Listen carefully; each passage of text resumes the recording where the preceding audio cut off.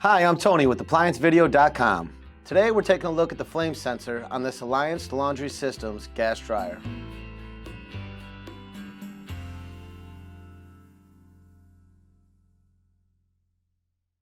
Stop. Before beginning any repair, remember to disconnect the power from the appliance. It is also recommended to test the outlet for proper voltage. Remember to also turn off the gas.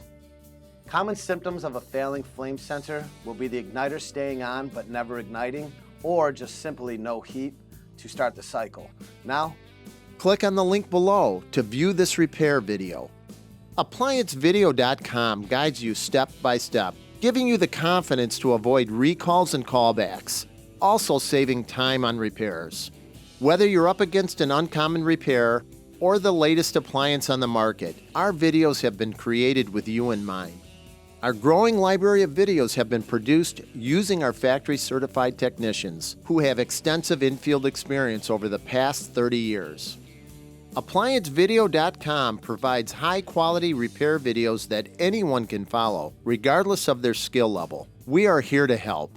Click on the link below to view this repair video and let us help you do it right the first time.